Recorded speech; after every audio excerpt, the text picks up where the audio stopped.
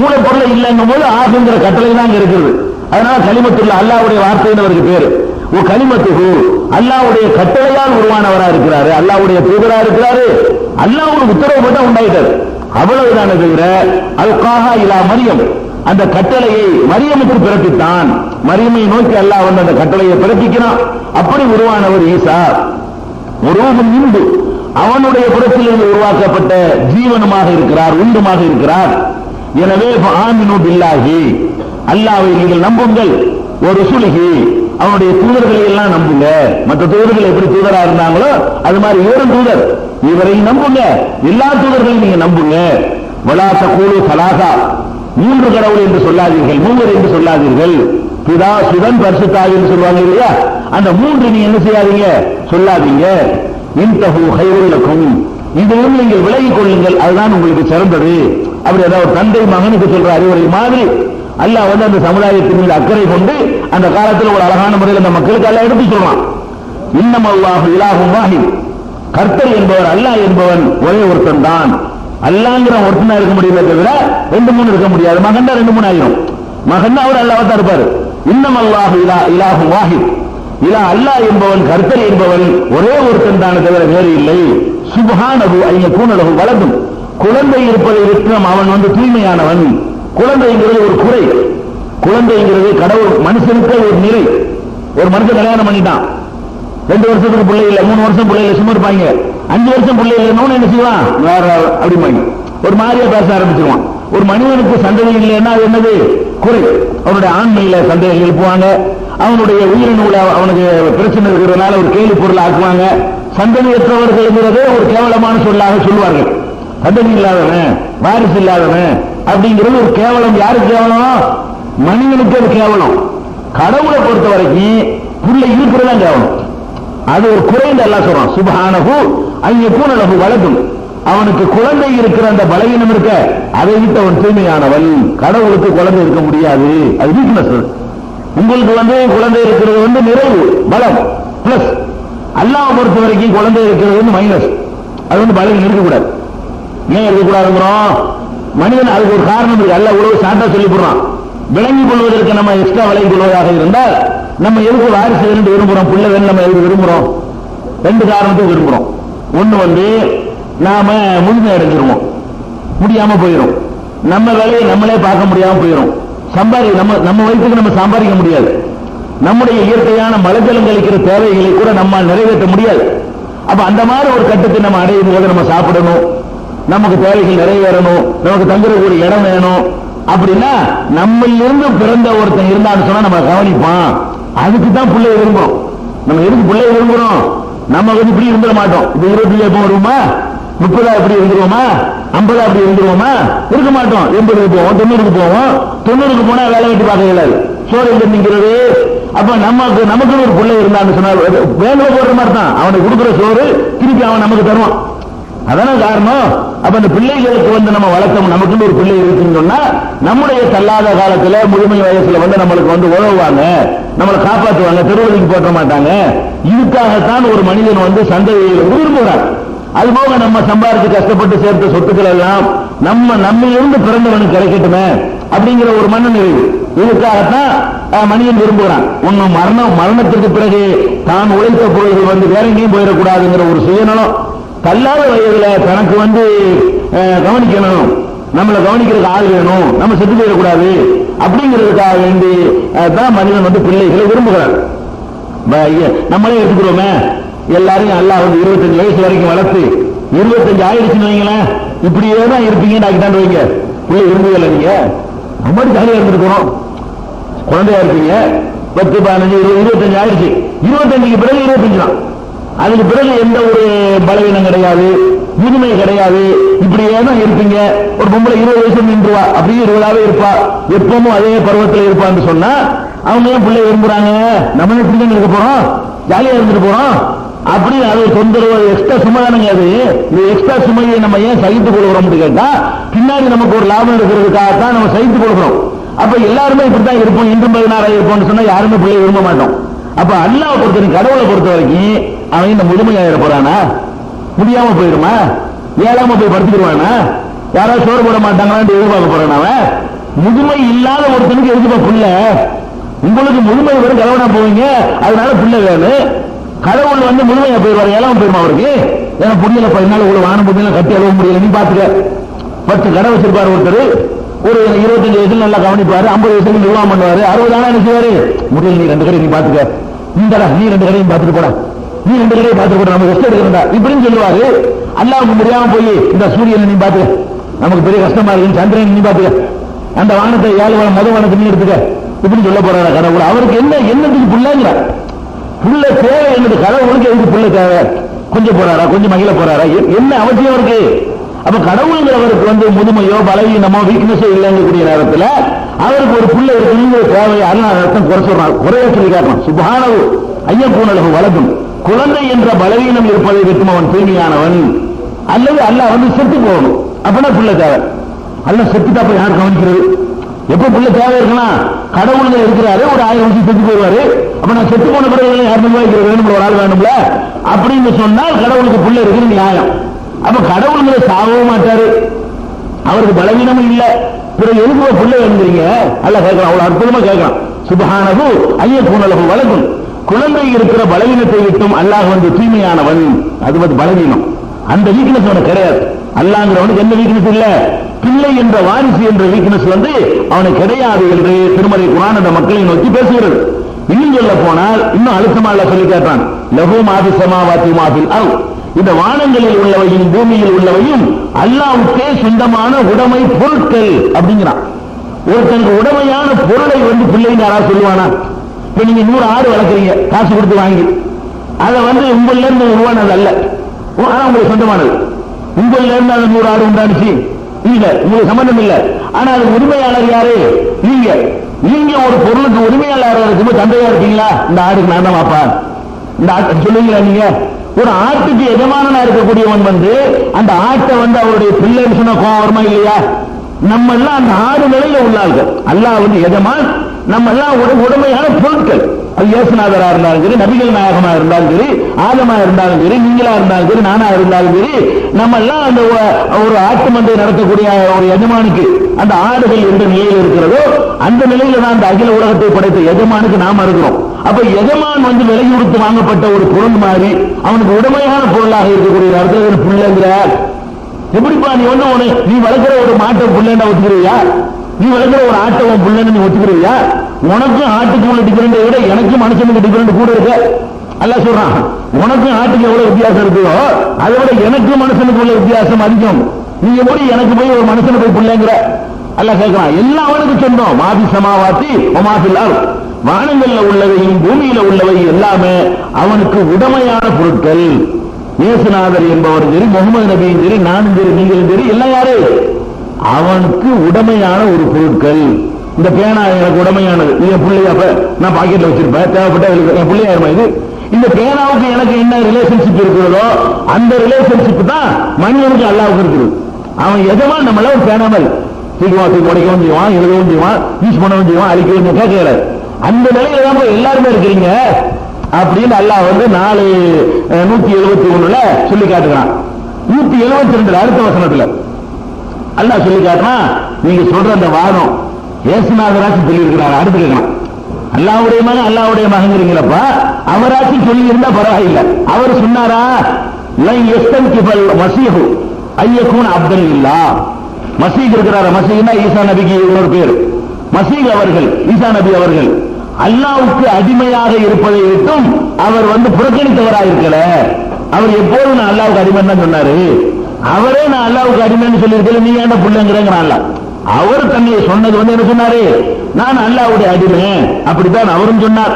வலல் மலாயிகத்துல் முகர்ரபூன், இறைவனுக்கு நெருக்கமான வானவர்கள் இருக்கிறாங்களே அவங்க கூட அல்லாஹ்வுக்கு அடிமைன்னு ஒத்துக்கிட்டாங்க. இதெல்லாம் விடுங்க, ஈசா நபியை விடுங்க.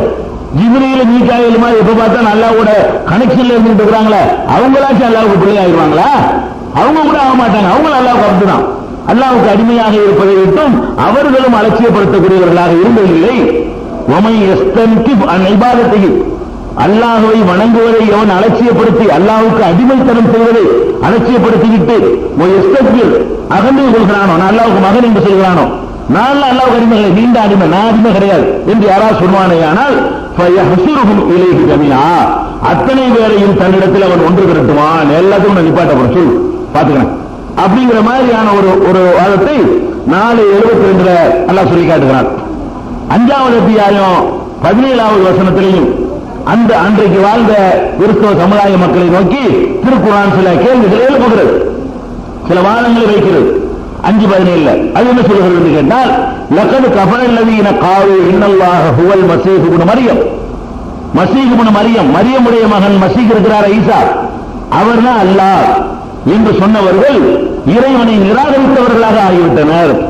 இறைவன் இல்லைன்னு சொல்றது ஒண்ணுதான், வேற ஒருத்தரை இறைவன் சொல்றது ஒண்ணுதான். அல்லாஹ் பொறுத்த வரைக்கும் லக்கது கஃபர நிராகரிப்பவர்களாக ஆகிவிட்டார்கள், நாத்திகர்கள் ஆகிவிட்டார்கள், கடவுளை மறுத்தவர்களாக ஆகிவிட்டார்கள். யார் ஆகிவிட்டார்களா? அல்லதீன காலு இன்னல்லாஹ ஹுவல் மஸீஹ் இப்னு மரியம், மஸீஹ் இப்னு மரியம் இருக்காரே, மரியமுடைய மகன் மஸீஹ், அவர்தான் அல்லாஹ் என்று சொன்னவர்கள் நிராகரிப்பாளர்களாக மாறிவிட்டார்கள், இறை நிராகரிப்பாளர்களாக ஆகிவிட்டார்கள். சொல்லிட்டு அல்லாஹ் கேட்கிறான், குல் முகமது நபியே, நீங்கள் அந்த மக்களிடத்தில் கேளுங்கள், அந்த மக்கள்கிட்ட ஒரு கேள்வியை கேளுங்கள். என்ன கேள்வின்னு கேட்டா, ஃபமை யம்லிக் மினல்லாஹி ஷைஅன் இன் அராத அன் யுஹ்லிகல் மஸீஹ் இப்னு மரியம் வ உம்மஹு வ மன் ஃபில் அர்தி ஜமீஆ, இந்த மரியமுடைய மகன் மஸீஹ் என்ற ஈசாவையும் அவருடைய தாயாரையும் மரியமையும் இந்த பூமியில் உள்ள அனைவரையும் அழிக்க வேண்டும் என்று அல்லாஹ் முடிவெடுத்து விட்டால் காப்பாற்றுறவன் யார் என்று கேளுங்க. இன்னும் அல்லாஹ்வுடைய மகன்கிற அவரையே நான் வந்து அழிக்கணும்னு முடிவெடுத்தா உன்னால என்ன செய்ய முடியும்? அவருடைய அம்மாவை அழிக்கணும்னு நான் முடிவெடுத்து விட்டால் உன்னால என்ன செய்ய முடியும்? பூமியில் உள்ள அத்தனை பேரை அழிக்கிறேன்னு முடிவெடுத்து விட்டால் என்ன செய்ய முடியும்? அப்ப ஃபுல் அதிகாரம் இங்க இல்லைன்னு எல்லாம் சொல்லி காட்டுறான். அப்ப ஈசா நபியவே நான் ஏதாவது பண்ண நினைச்சேன்னு சொன்னா உங்களால யாரையும் காப்பாற்ற இயலாது. அந்த ஸ்டேஜ்ல நான் வச்சிருக்கேனே தவிர அவங்க என்னமோ இறைத்தன்மை என் தன்மை பெற்றவர்களாக நினைக்கிறீங்க பாருங்க, அது கிடையாது என்று அல்லாஹ் சொல்லிட்டு, ஒலில்லாஹி முல்கு சமாவாத்தி வல்லம், வானங்கள் பூமியுடைய முழு அதிகாரம் அவன்கிட்ட இருக்கு. முழு அதிகாரம் கையில இருந்தா அப்படியே மக முழு அதிகாரத்தை நல்ல கையில வச்சுட்டு இருக்கிறேன், அப்படியே இருக்கு அசிஸ்டன்ட் இருக்கு, அப்படியே துணை இருக்கு என்று கேட்கிறான். அவன் பையனகுமா வானங்கள் பூமி அதுக்கு இடைப்பட்டவைகளுடைய ஆட்சி அதிகாரம் எல்லாம் அவனுக்கே சொந்தமானது. எகுனுக்கும் ஆயிஷா, நினைத்ததை படைப்பான். அழகான வார்த்தை சொல்றான், என்னப்பா இப்படி தந்தை இல்லாம பிறந்த ஒண்ணு மகன்றீங்களா? தந்தை இல்லாம பிறந்த மகன்றீங்களா? நினைச்சதை படைக்கிறவன் நான் இப்படிதான் படைப்பேன், தந்தை இல்லாமலும் படைப்பேன், தாய் இல்லாமலும் படைப்பேன். எத்தனை வகைய வெரைட்டியால படைக்கிறான். மூலப்பொருள் இல்லாம படைக்கப்பட்டாருங்கிறதுக்காக சொல்லிட்டு இருக்கிறீங்க. மூலப்பொருள் இல்லாம மனுஷன்ல படைச்சவன மகன்றீங்க. தாவரங்கள் நல்லா படைக்கிறான், அதுக்கு என்ன சொல்ல போறீங்க? சில தாவரங்கள் இருக்கிறது வேத போட்டு முளைக்கும். சில தாவரங்கள் என்ன இருக்கு? புளிய மரம்னா புளிய மூட்டை தூக்கி போடணும், கடுகு வேணும்னா கடுகு விதையை கொண்டு போய் போடணும், முருங்கை மரம் வேணும்னா முருங்கை மரத்துக்கு விதை போட வேணாம ஒரு குச்சியை ஓட்டி காட்டினா அதுல இருந்து வளர்ந்துட்டு வருமே. அப்ப அதுக்கு என்ன விதை கிடையாது. சிலருக்கு அல்லாஹ் விதையிலிருந்து முளைக்க செய்கிறான், சிலருக்கு விதையிலிருந்து முளைக்க செய்யறதில்லை. அதுல கிளையை கொண்டு வெட்டி வச்சோம்னா அது ஒரு மரமாயிக்கிறோம், அதுல இருந்து கிளை கொண்டு வச்சு அது ஒரு மரமாயிக்கிறோம். இதுக்கு மூலப்பொருள் ஒண்ணுமே கிடையாது. அந்த மாதிரியாக வளர செய்யக்கூடிய தன்மை அல்லாஹ்விடத்தில் இயற்கையாகவே இருக்கத்தானே செஞ்சுட்டு இருக்கு. அதுக்காக முருங்கை மரம் அல்லாஹ்வுடைய பிள்ளையா இருக்குமா? வேப்பமரம் அல்லாஹ்வுடைய பிள்ளை இல்லைன்னா அதுக்கு விதை இருக்குது. முருங்கை மரத்துக்கு முருங்கை மரம் உதாரணத்துக்கு அது மாதிரி நூற்றுக்கணக்கான மரங்கள் செடிகள் கொடிகள் இருக்கின்றன. அப்ப அது மாதிரி எல்லாம் இருக்கிறது. அதே மாதிரி ஒரு சில உயிரினங்கள் கடல்ல கிடக்கிற உயிரினங்கள்லாம் இருக்கிறது. அந்த உயிரினங்களை பொறுத்த வரைக்கும் அதுக்கு ஒரு கடல் செல்லும் சொல்லுவாங்க. அதை 2 துண்டா வெட்டி போட்டீங்கன்னு வைங்க, 2 உயிரா மாறிக்கணும். ஒரு பொருளை எடுத்து 2 அறுத்துப்பட்டு செய்யும், அது தனியா வேலை செய்ய ஆரம்பிச்சு தனியா வேலை ஆரம்பிச்சிடும். அறுத்து போட்டு நீங்க 2 ஆகிக்கலாம், 1 2 போடலாம். 2 ஆக்கலாம் என்ன ஆயிரு, அது தனியா செயல்படும், இது தனியா செயல்படும். இப்ப அல்லாஹ்வுடைய மகனா இப்ப இது எந்த ஒரு கருவறையிலும் இல்ல, அதுவா 1 2 ஆகி போச்சு. இப்படிலாம் எவ்வளவு எகுனுக்கும் ஆயேசா, அவன் என்ன படைச்சிருக்கான்னு சிந்திச்சு பார்க்க மாட்டீங்களா? பூமி பூரா என்னமோ ஒண்ணுதான் உலகத்துல முதல் நடந்த மாதிரி பேசிட்டு இருக்கீங்க. ஆற்றில் நடக்குது, மாற்றில் கலவை போற எல்லாத்தையும் நடந்துகிட்டு இருக்குப்பா. அப்ப அந்த மாதிரியான உயிரினங்கள் ஏராளமாக இருக்கின்றன. ஒரு சில உயிர் பிராணிகளை எல்லாம் நீங்க துண்டு துண்டா வெட்டினா அத்தனை தனித்தனியா இருக்கும். நம்ம எல்லாம் கோடிக்கணக்கான செல்களால் உருவாக்கப்பட்ட உயிர் பிராணி. நம்ம எல்லாம் சில உயிர் பிராணிகள் இருக்கின்றன, ஒரு செல் தான் இருக்கு. அது வெட்டி போட்டீங்கன்னா 2 தனித்தனியா வாழும். கடல் சொரின்னு சொல்லுவாங்க, அது 2 வெட்டி போட்டீங்கன்னா அது ஒண்ணு இது ஒண்ணு ஆகிக்கிறோம். அது தனியா வாழும், தனியா வாழும். அது மாதிரி எல்லாம் இருக்கத்தான் செய்கிறது. அவன் எத்தனையோ அதிசயங்களை படைத்திருக்கிறான். மனிதன்ல அப்படி ஒண்ணு இருக்கட்டுமே நம்ம பார்த்திருக்கிறான். ஒண்ணு வந்து தகப்பனே இல்லாம தாய் இல்லாம ஆதம படைச்சா, ஒரு ஆள் ஆம்பளையில இருந்து ஒரு ஆளை படைக்கலுமா? இன்னைக்கு வரைக்கும் எந்த விஞ்ஞானம் கண்டுபிடிக்கல. அப்ப ஹவ்வா படைக்கப்பட்ட அதுக்கு மேல பெரிய அதிசயமாக இருக்கிறது. இவர் படைக்கப்பட்ட மேட்டரை விட ஹவ்வா எப்படி படைக்கப்படுறாங்க? ஆம்பளையில இருந்து பொம்பளை, பொம்பளையில இருந்து ஆம்பளை தான் வரன்னு பார்த்துட்டு இருக்கிறோம். அவன் என்ன பண்றான்? அதுக்கு ஏற்பதாக படைச்சு காட்டிருக்கான். ஒரு ஆம்பளையை படைச்சு இப்படி படைச்சிருக்கலாம்ல, ஒரு முதல்ல பொம்பளையை படைச்சு அதுல இருந்து 2 பிள்ளை பிறக்கிற மாதிரி ஆக்கி அல்ல நினைச்சிருந்த அந்த முதல்ல ஒரு பொம்பளையை படைச்சு அந்த பொம்பளை வழியா 2 பிள்ளை பிறக்க வச்சு அவங்க மூலமா பள்ளிக்கு பிறக்க செய்யலாம்ல அப்படின்னு நினைச்சா, நான் என்ன நீங்களோட விதிச்சு எனக்கு சொல்லி தருவது?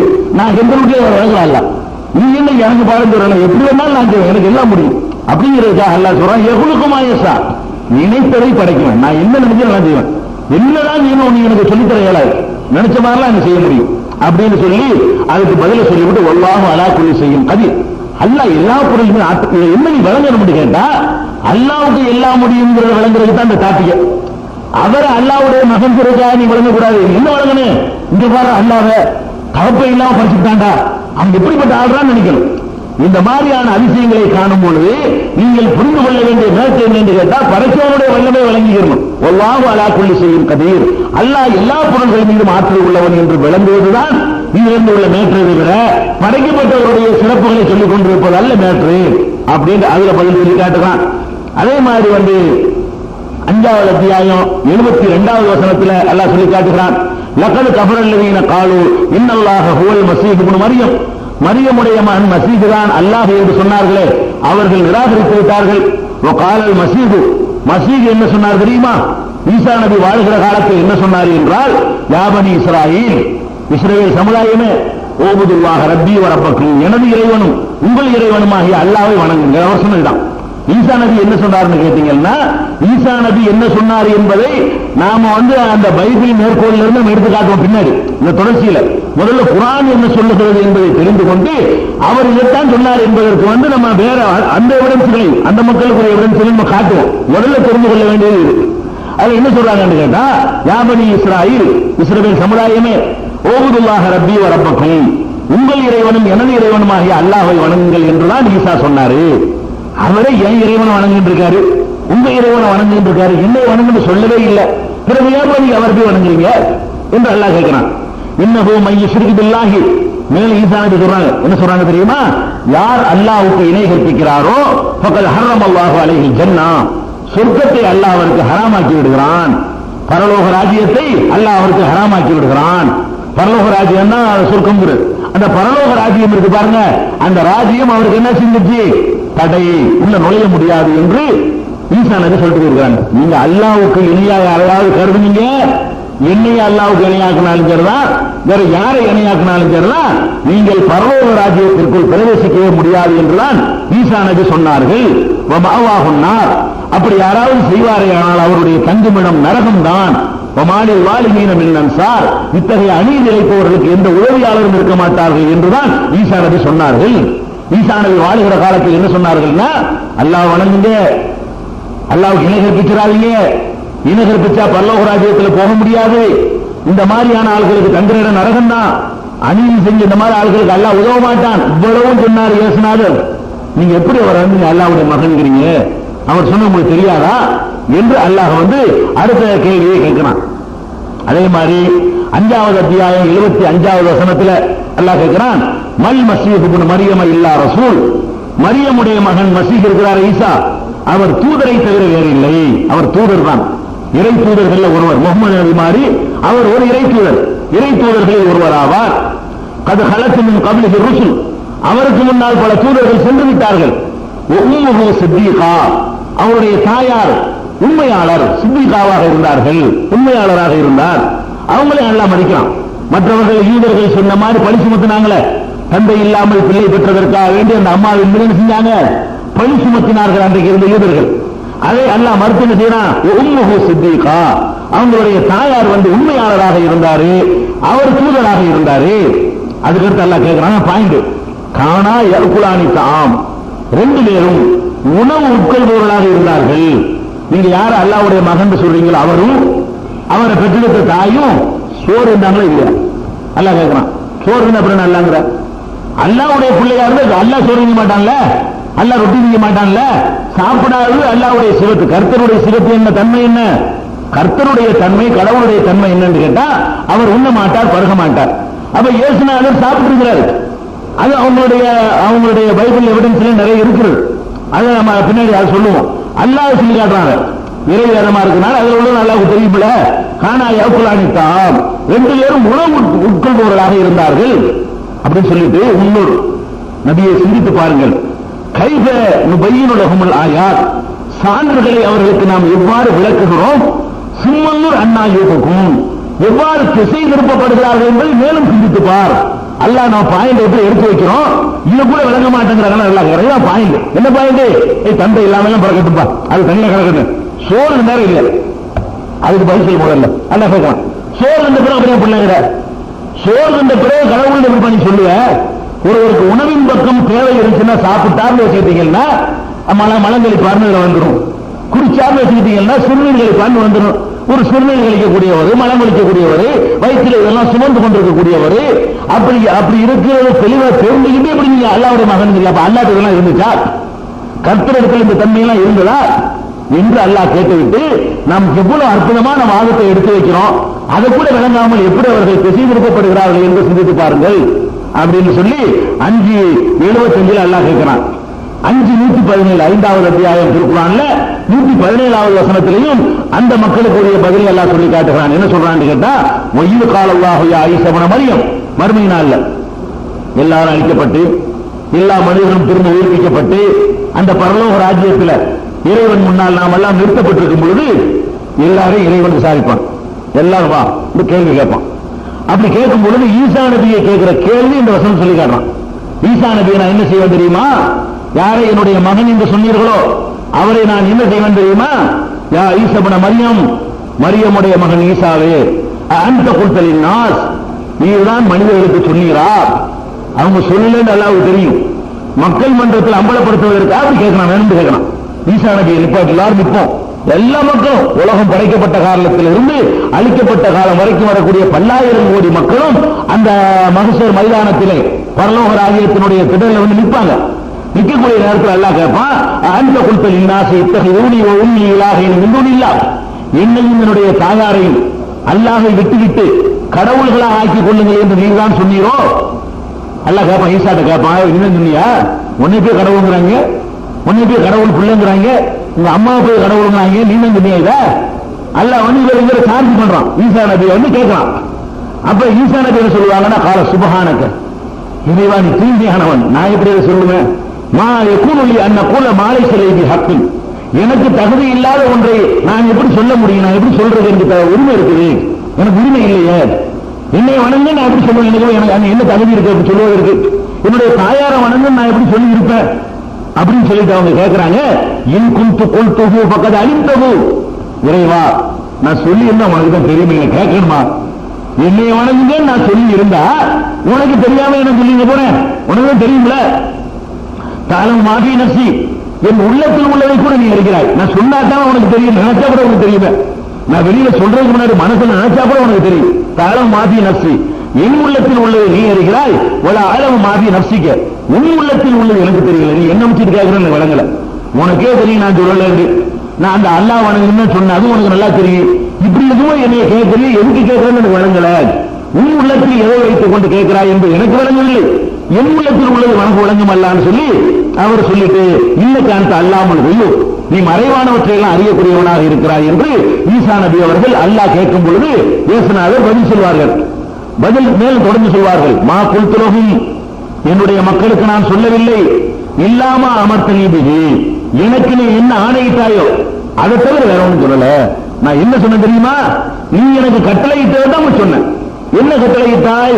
அனியபுதுல்லாஹ ரப்பி வ ரப்பக்கும், என் இறைவனும் உங்கள் இறைவனுமாகிய அல்லாஹ்வை வணங்குங்கள் என்பதை தான் சொன்னேன், வேற ஒண்ணும் சொல்லல. என்ன படிச்ச அல்லாஹ் வணங்குங்க, உங்களை படிச்ச அல்லாஹ் வணங்குங்க, இதுதான் நான் சொன்னேன். குன்து அலைஹிம் ஷஹீதன் மா தும்து ஃபீஹிம், நான் அவர்களோடு இருந்தவரை இதை கண்காணிச்சுக்கிட்டு இருந்தேன். நான் இருக்கிற வரைக்கும் இந்த வேலை நடக்கல. நான் அந்த மக்களோடு இருந்த வரைக்கும், அவர்களோடு இருந்த வரைக்கும் எல்லாம் சொன்னான், உயிரோடு இருந்த வரைக்கும் கூட சொல்லல. அந்த டாபிக் பின்னாடி வரும், உயிரோடு இருக்கிறார்கள் இல்லையாண்டு. நான் அவர்களோடு இருந்தவரை என்ன செய்து கொண்டிருந்தேன்? கண்காணித்துக் கொண்டிருந்தேன். என் முன்னாடி சொன்னாங்கன்னா சட்டை பிடிச்சிருவேன், என்ன சொல்றேன்? நான் இருந்த வரைக்கும் அவர்கள்ட்ட இருந்த வரைக்கும் ஒழுங்கா நடந்துகிட்டு இருந்தாங்க. புலம்மா தவஃபைதனி, என்னை நீ கைப்பற்றிக் கொண்ட பிறகு குன்தான் ரகீப் அலைஹிம், நீதான் அவர்களை கண்காணிப்போம். அதுக்கப்புறம் நான் பொறுப்பு இல்லை. நான் அவங்களோடு இருந்த வரைக்கும் நான் கரெக்டா கொண்டு போயிட்டு இருந்தேன். நீ அவங்கள்ட்ட இருந்து தூக்கிட்டு சொன்னா அப்புறம் நான் பொறுப்பாளி ஆக மாட்டேன்.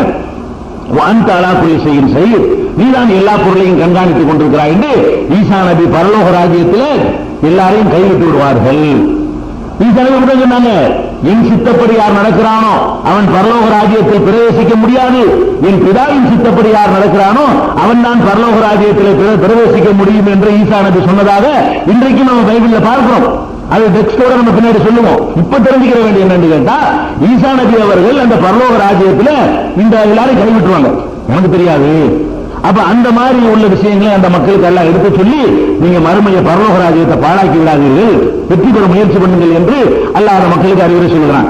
9வது அத்தியாயத்துல 31வது வசனத்திலையும் அவர்களுக்கு தான் அல்லாஹ் பதில் சொல்றான். இத்தகது அஹ்பாரஹும் வ ருஹ்பானஹும் அர்பாபன் மின் தூனில்லாஹ். இந்த மக்கள் தங்களுடைய மத குருமார்களையும் சன்னியாசிகளையும் அல்லாஹ் விட்டு கடவுள்களாக ஆக்கிவிட்டார்கள். ஒரு மசீஹபன மரியம், மரியமுடைய மகன் மசீகையும் கடவுளாக்கி விட்டார்கள். யாரையெல்லாம் கடவுளாக்கிட்டாங்கன்னு கேட்டா, ஈசா நபியும் கடவுளாக்கிட்டாங்க, மத குருமார்களையும் கடவுளாக்கி விட்டார்கள். மத குருமார்களை இந்த பாவத்தை மன்னிச்சுன்னு கேட்கிறாங்க. அல்லாஹ்விடத்தில் கேட்க வேண்டிய அந்த பாவ மன்னிப்பை மத குருமார்களாகிய மனிதர்கள்ட்ட போய் கேட்கிறாங்க. அப்படின்னு சொல்லிட்டு ஒமா உமிரு இல்லாலி யாவது இலாகம் வாஹிதா, ஒரே ஒரு கடவுளை தவிர வேற யாரையும் வணங்கக்கூடாது என்றுதான் அவர்கள் கட்டளையிடப்பட்டிருந்தார்கள். அவங்களுக்கு சொன்ன கட்டளை இது இல்ல. ஈசா நபியின் மூலமாக, இயேசுநாதர் மூலமாக அவங்களுக்கு சொல்லப்பட்ட கட்டளை என்ன? ஒரே ஒரு இறைவனாகிய அல்லாஹ் வணங்குங்கள், லா இலாஹ இல்லா ஹுவ, அவனை தவிர வேறு வணக்கத்திற்குரியவன் யாரும் இல்லை, சுப்ஹானஹு அம்மா யுஷ்ரிகூன், அவர்கள் இணை கற்பிப்பதை விட்டு அல்லாஹ் தூய்மையானவன் என்றுதான் அவர்கள் ஆணையிடப்பட்டிருந்தார்கள். அது மீறுகிறார்கள். 9:31 சொல்லி காட்டுறான். அதே மாதிரி 43:59 அல்லாஹ் அந்த மக்களுக்கு தான் பதில் சொல்றான். என்ன பதில் சொல்றான்? வகாலு, அவர்கள் கேட்கிறார்கள், ஆலிஹத்துனா கைருன் அம் ஹுவ, எங்கள் கடவுள்கள் சிறந்ததா, அவர் சிறந்தவரா என்று கேட்கிறார்கள். இறைவன் சிறந்தவனான்னு கேட்கிறாங்க. மால் அரபூலக லக்க இல்லா ஜதலா, அவர்கள் வீண் விதண்டாவாதம் தான் செய்கிறார்கள் அப்படின்னு சொல்லிவிட்டு அல்லாஹ் ஈசா நபியை பற்றி வாதத்தை வைக்கிறான். இன்னும் இல்ல அபுதுல் அண்ணாமனா அலைஹி, அவருக்கு நாம் அருள் செய்திருக்கிறோம். அப்படி ஒரு அடியார் அவர், வேற ஒன்றும் கிடையாது. ஈசா நபி என்பவர் ஒரு அடிமை. இன்னும் இல்ல அபுதுல், அவர் ஒரு அடிமை தான். அண்ணாமனா அலைஹி, அவருக்கு நிறைய அருள்கொடைகள் செய்திருந்தோம். கடவுள் இல்ல, இதை விளங்காம அவர் சிறந்தவரா இவர் சிறந்தவரான்னு கேட்டுக் கொண்டிருக்கிறார்கள் அப்படின்னு அல்லாஹ் அவர்களுக்கும் அந்த பதிலை சொல்லி காட்டுகிறான். அதே மாதிரி 43வது அத்தியாயம் 63, 64, 65 ஆகிய 3 வசனங்களிலையும் ஈசா நபி அவர்கள் அந்த மக்களுக்கு செய்த அறிவுரையை எல்லாம் எடுத்து காட்டுகிறான். உலம்மாஜா ஈசா பில் பையினாத், ஈசா நபி அவர்கள் தெளிவான சான்றுகளை இந்த மக்களிடத்திலே கொண்டு வந்த பொழுது, கால கஜ்ஜத்துக்கும் பில் ஹிக்மா, உங்களிடத்தில் ஞானத்தோடு நான் வந்திருக்கிறேன், ஞானத்தை கொண்டு வந்திருக்கிறேன். ஒளி பையினக்கும் பாலல்லதை தக்தலிஃபூன ஃபீஹி, நீங்கள் முரண்பட்டிருக்கிற பல விஷயங்களை தெளிவுபடுத்துவதற்காகவும் உங்களிடத்திலே வந்திருக்கிறேன். ஃபத்தகுல்லாஹ், எனவே அல்லாஹ்வை பயப்படுங்கள் தான் அவர் சொன்னார். ஈசா நபி என்ன சொன்னார்னு கேட்டா, அல்லாஹ்வை கர்த்தரை அஞ்சுங்கள், வாத்தியூனி, எனக்கு கட்டுப்பட்டு நடங்கள்.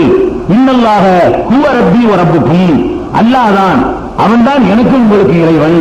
ஃபாபுதுஹு, அவனையே நீங்கள் வணங்குங்கள். ஹாதா ஸிராத்து முஸ்தகீம், இதான் நேரான பாதை. இதான் ஈசா நபி சொன்னார்.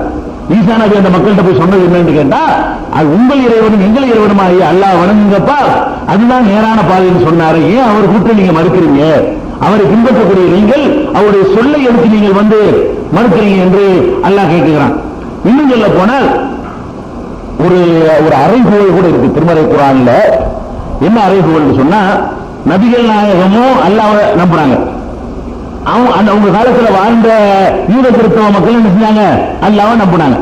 நான் தமிழ்ல இப்ப கருத்துங்கிறமே தவிர அரபு நாட்டு கிறிஸ்தவர்கள் அல்லாஹ்னு சொல்லுவாங்க. அரபு நாட்டு கிறிஸ்தவர்கள் இந்த கருத்துங்கிற இடத்துல எதை சொல்லுவாங்க? அல்லாஹ்னு சொல்லியிருப்பாங்க. அப்ப அல்லாஹ்வை நீங்கள் நம்புறீங்க, நாங்கள் நம்புறோம். இப்ப உங்களுக்கு எங்களுக்கு ஒரு சண்டை வந்துருச்சு. என்ன சண்டை? இயேசுநாதர் அல்லாஹ்வுடைய மகனா, அல்லாஹ்வுடைய தூதரா? இதான் உங்களுக்கு எங்களுக்கு சண்டை. மற்றபடி சண்டை பெரிய சண்டைலாம் கிடையாது. சொர்க்கம் இருக்கு நீங்க சொல்றீங்க, வார்த்தையை விட வேற வார்த்தை போடுவீங்களோ, நாங்களும் சொல்றோம். நரகம் எடுத்துங்கிறீங்க, நாங்கள் எடுத்துங்கிறோம். மரணத்துக்கு பிறகு ஒரு வாழ்க்கை இருக்கு நீங்க சொல்றீங்க, நாங்களும் சொல்றோம். என்ன உங்களுக்கு நீங்க வேறுபாடு? இதுல தூதர்களை மகன் கடவுளுடைய மகனாக கடவுள் ஆக்கிட்டீங்க. அதுக்கு என்ன செய்யலாம்னு சொல்லி நபிகள் நாயகம் காலத்தில் ஒரு அறைகூவல் அந்த மக்களுக்கு அல்லாஹ் அறைகூவல் வர்றான். என்ன அறைகூவல் கேட்டா, அந்த 3:59 இருக்குன்னு சொன்னோம் இல்லையா, அந்த தொடர்ச்சியா தான் அல்லாஹ் சொல்றான். எப்படி சொல்றான்னு கேட்டா, இன்ன மஸல ஈசா இந்தல்லாஹி கமஸலி ஆதம், ஈசாவுக்கு உதாரணம் ஆதம் தான். ஹலகஹு மின் துராப், மண்ணால் படைத்து ஆகு என்று சொன்னால் ஆகிவிட்டார். அல் ஹக்கு மிர் ரப்பிக, இந்த உண்மை உமது இறைவனிடத்திலிருந்து வந்திருக்கிறது. இந்த விஷயம் உண்மை அல்லாஹ் சொல்றான், யாவத்துல வச்சுக்க. பலா தக்கும் மினல் மும்தரின், சந்தேகப்படக்கூடியவர்களில் ஆகிவிடாது அப்படின்னு சொல்லிவிட்டு அடுத்து அல்லாஹ் சொல்றான், ஃபமன் ஹாஜ்ஜக ஃபீஹி மின் பாதி மா ஜாஅக மினல் இல்ம், திட்டவட்டமான இந்த விளக்கம் கிடைத்த பிறகு ஈசா நபி விஷயத்திலே உம்மிடத்தில் யாராவது சண்டைக்கு வருவார்களே ஆனால், சண்டைன்னா விவாதத்துக்கு வருவார்களே ஆனால், குல் நபியை நீங்கள் சொல்லிவிடுங்கள், அந்த மக்கள்கிட்ட போய் சொல்லுங்க. என்ன சொல்லணும் தெரியுமா? தஆலவ், சவால், அறைகோல், தஆலவ், வாருங்கள். என்ன வாருங்கள்? நது அப்னாஅனா வ அப்னாஅக்கும், எங்களுடைய பிள்ளைகளையும் உங்கள் பிள்ளைகளையும் ஒன்று திரட்டுவோம். எங்க பிள்ளைங்க இருக்காங்கல்ல, எங்க பிள்ளைகளை நான் கூட்டிட்டு வரேன், உங்க பிள்ளைகளை நீ கூட்டிட்டு வா. ஓ நிசாஅனா வ நிசாஅக்கும், எங்கள் குடும்பத்து பெண்களை எல்லாம் நான் அழைத்து வருகிறேன், உங்கள் குடும்பத்து பெண்களை எல்லாம் நீங்க அழைச்சிட்டு வாங்க. அன்புசக்கும், நாங்களும் வருகிறோம் நீங்களும் வாங்க, நாங்களும் வர்றோம் நீங்கள் வாங்க. எங்கூட்டு பிள்ளை எல்லாம் கூட்டிட்டு வர்றோம், உங்கூட்டு பிள்ளைகளை நீங்க கூட்டிட்டு வாங்க. எங்கூட்டு பொம்பளை எல்லாம் கூட்டிட்டு வர்றோம், உங்க வீட்டு பொம்பளை எல்லாம் நீங்க கூட்டிட்டு வாங்க. சும்மா நபுத்தகி, பிறகு நாம் இறைஞ்சுவோம் அல்லாஹ்விடத்தில். 2 பேருமா சேர்ந்து என்ன செய்வோம்? அல்லாஹ்விடத்தில் இறங்கி லானத்தல்லாஹி அலல் காதிபீன், பொய்யர்களுக்கு அல்லாஹ்வுடைய சாபம் ஏற்படட்டும் கேட்பேன். வேற ஒண்ணு வேணாம், நீங்க தான் தெரிங்கிற, நான் அதான் தெரிங்கிற, வாப்பா இறைவன் பிரார்த்தனை செய்வோம். எப்படி பிரார்த்தனை? யா அல்லாஹ், இந்த கொள்கையில் யார் பொய் சொல்லுகிறார்களோ அவர்கள் மீது உன்னுடைய சாபத்தை இறக்கும் சேர்ந்து கேட்போம். யாரையும் குறிப்பிட்டு கேட்க வேணாம், யாரு மீது அல்லாஹ்வுடைய சாபம் இறங்குன்னு பார்ப்போமா? இந்த ரசூல் ஸல்லல்லாஹு அலைஹி வஸல்லம் அல்லாஹ் கூப்பிட சொன்னான். அவங்க வரல. அவங்க காலத்தில் வாழ்ந்தவர்கள் என்ன செய்யல, யார் இந்த கொள்கைக்கு அன்னைக்கு பொறுப்பேற்றுக் கொண்டிருந்தார்களோ அவங்க இந்த சவாலை ஏற்றுக்கொண்டு வரல. இவர் சொல்றதுக்கு ஏன்னு கேட்டா, அந்த அவங்களுடைய இதுல உள்ள உண்மை மதகுருமார்களுக்கு தெரியும். மக்களுக்கு வேண்டாம் தெரியாம இருக்கலாம், மதகுருமார்களுக்கு இல்ல, இது மகன் இல்ல, அது வேதங்களை படிக்கிறாங்க இல்லையா, அதுல இருக்கத்தானே செய்ய உண்மை. அவரே பரலோக ராஜ்யத்தில் வெற்றி பெற முடியாதுன்னு சொல்லிட்டாரு, அவர் ஒரு கடவுள் தான் வணங்கணும் தான் சொன்னார். அது அவங்களுக்கு தெரிஞ்ச காரணத்தினால இதுல போனா நம்ம தான் மாட்டிக்கிறோம் அப்படின்னு சொல்லி அந்த மக்கள் வரவில்லை. இந்த அறிவுரை திருமலை குர்ஆன்ல தெளிவாக சொல்லப்பட்டிருக்கிறது. சவால், இந்த சவால் அன்னைக்கு ஏற்றுக்கொள்ளப்படவே இல்லை. இது ஒரு மேட்ரு. அதுக்கடுத்து எல்லாம் என்ன செய்யறான்னு கேட்டா, அந்த மக்களோட சேர்ந்து ஒரு காம்ப்ரமைஸ், அவங்களுக்கு நமக்குள்ள ஒரு காம்ப்ரமைஸ், அதுக்கு ஒரு அறைகோல் கொடுக்கலாம். குல் நபியை நீங்கள் சொல்லுங்கள், யா அஹ்லல் கிதாப், வேதமுடைய மக்களே, தஆலவ், வாருங்கள், இலா கலிமத்தின் சவாயின் பைனனா வ பைனக்கும், எங்களுக்கும் உங்களுக்கும் பொதுவான ஒரு கொள்கைக்கு வாருங்கள். எங்களுக்கும் ஒரு பொதுவான கொள்கை, உங்களுக்கும் ஒரு பொதுவான கொள்கை இருக்கு. என்ன பொதுவான கொள்கை? அல்லாஹ் நஅபுது இல்லல்லாஹ், அல்லாஹ்வை தவிர யாரையும் வணங்கக்கூடாது. இதுல பொதுவா 2 பேரும் சேர்ந்து ஒன்று போடுவாங்க. இதுல ஒன்று போடுவோம், அல்லாஹ்வை தவிர யாரையும் வணங்கக்கூடாது என்பதிலையும், வலா நுஸ்ரிக பிஹி ஷைஆ, அவனுக்கு எதையும் இணை கற்பிக்க கூடாது என்பதிலையும், வலா யத்தஹித பாதுனா பாதுன் அர்பாப மின் துனில்லாஹ், நம்மில் ஒருவர் மற்றவரை கடவுளாக ஆக்கிவிடக் கூடாது என்ற விஷயத்திலையும் நாம் எல்லாம் ஒன்று போடுவோம், வாருங்கள் என்று அந்த மக்களுக்கு அழைப்பு கொடுங்கள். அவர்கள் புறக்கணிப்பார்களே ஆனால் முஸ்லிமும், நாங்கள் இறைவனுக்கு கட்டுப்பட்டு நடப்போம் என்று டிக்ளேர் பண்ணிருங்க அப்படின்னு அந்த மக்களோட நடந்த வாதத்தையும் அல்லாஹ் சொல்லி காட்டுகிறான். அதே மாதிரி இதெல்லாம் என்னன்னு கேட்டா, அந்த அன்றைக்கு வாழ்ந்த கிறிஸ்தவ மக்களுக்கு இறைவன் எடுத்து வைத்த வாதங்கள். அவர் கடவுள் நீங்க சொல்லக்கூடாது, இறைவனுடைய குமாரன் நீங்க செய்யக்கூடாது, நீங்க சொல்லக்கூடாது, அவர் அல்லாஹ்வுடைய தூதர் தான் அப்படின்ட்டாங்க. இந்த நபிகள் நாயகம் ஸல்லல்லாஹு அலைஹி வஸல்லம் அவர்கள் ஒரு சந்தர்ப்பத்தில் மிம்பர்ல ஏறி மக்கள் எல்லாம் கூட இருக்கும் பொழுது மேடையின் மீது ஏறி நின்று ஒரு தடவை சொன்னாங்க, மக்கள்கிட்ட எல்லாம் சொன்னாங்க. என்ன சொன்னாங்க தெரியுமா? லா துத்ரூனி கமா அஃரத்தின் நஸாரா ஈஸா இப்னு மரியம், மரியமுடைய மகன் ஈசாவை, இயேசுநாதரை, ஈசா நபியை கிறிஸ்தவ சமுதாய மக்கள் எல்லை மீறி புகழ்ந்தது போல என்னை நீங்கள் எல்லை மீறி புகழ்ந்து விடாதீர்கள். என்னை நீங்க அந்த மாதிரி புகழ்ந்துட கூடாது. இன்னமான அபுதுகு, நான் நிச்சயமாக அவனுடைய அடிமைதான், நான் அல்லாஹ்வுடைய மகன், என்னையும் அல்லாஹ்வுடைய மகன் நீங்க சொல்லிடாதீங்க. அந்த மக்களுடைய அதே தப்பு நாம் செய்துவிடக் கூடாது என்பதற்காக வேண்டி நபிகள் நாயகம் ஸல்லல்லாஹு அலைஹி வஸல்லம் எச்சரிக்கிறாங்க. இன்னமான அபுதுகு, நான் அல்லாஹ்வுடைய அடிமைதான். ஃபகூலு அப்துல்லாஹி வ ரசூலுஹு, என்னை பற்றி சொல்வதாக இருந்தால் என்ன நீங்க சொல்லிக்கிறீங்க? அல்லாஹ்வுடைய அடிமைன்னு சொல்லுங்க, அல்லாஹ்வுடைய தூதர்னு சொல்லுங்க. அதை தாண்டி என்னை அல்லாஹ் என்று சொல்லியோ அல்லாஹ்வுடைய குமார் என்று சொல்லியோ அந்த மாதிரி அல்லாஹ்வுடைய வேற ரிலேஷன்ஷிப் சொல்லியோ என்னை நீங்க அழைக்க கூடாது என்று பெருமானார் ஸல்லல்லாஹு அலைஹி வஸல்லம் அவர்கள் எச்சரித்து விட்டார்கள் என்ற செய்தியை நம்ம பார்க்கிறோம். அப்ப திருமலை குர்ஆனுடைய சான்று பிரகாரம், திருமலை குர்ஆனுடைய ஆதாரத்தின் பிரகாரம் ஈசா நபி அவர்கள் அல்லாஹ்வுக்கு மகன் கிடையாது. அல்லாஹ்வுக்கு அவர் கடவுள் தன்மை பெற்றவரும் கிடையாது. அதே நேரத்தில் அவர் அல்லாஹ்வுடைய தூதரே, அவர் நல்ல மனிதரே, சரியான மார்க்கத்தை அந்த மக்களுக்கு போதித்தவர் அப்படிங்கிறது இஸ்லாம் அந்த மக்களுக்கு எடுத்து வைத்த வாதம். இந்த வாதத்திற்கெல்லாம் இன்றைக்கு நம்ம இன்றைக்கு இருக்கக்கூடிய பைபிளை நீங்க எடுத்து பார்த்தால் கூட இதற்கெல்லாம் சான்று இருக்கிறது. என்ன சான்று இருக்குன்னு கேட்டா, இதை நம்ம நூலாக எழுதிருக்கிறோம், உங்களுக்கு தகவலுக்காக சொல்றோம். என்ன சொல்றோம் கேட்டா, ஈசா நபியை கடவுளுடைய மகன் என்று சொல்வதற்கு என்ன காரணம் அவங்க பாத்தீங்கன்னு சொன்னா, முக்கியமான காரணம் தந்தை இல்லாமல் பிறந்தார். அது முக்கியமான காரணம். தந்தை இல்லாமல் ஒருவர் பிறந்திருக்கும் பொழுது அவரை தந்தைன்னு ஒரு ஆள் வேணும்ல, தகப்பன் இல்லாமல் பிறந்திருக்கிறாரு, எல்லாரும் தகப்பனுக்கு பிறந்துகிட்டு வர்றோம், அதிசயமா ஒருத்தர் பிறக்கிறாரு, அப்ப யாரையாவது தந்தைன்னு சொல்லணும்ல. அப்படிங்கிற நேரத்துலதான் அவரை கடவுளுடைய குமார், கடவுளை தந்தை ஆக்கிடுவோம் அப்படிங்கிற மாதிரியான ஒரு சித்தாந்தத்திற்கு அவர்கள் தள்ளப்பட்டிருக்கிறார்கள். அப்ப இந்த இயேசுவை கடவுளும் குமாரன் சொன்னதாகவும் அந்த வேதங்கள்ல சொல்லப்பட்டிருக்கிறது.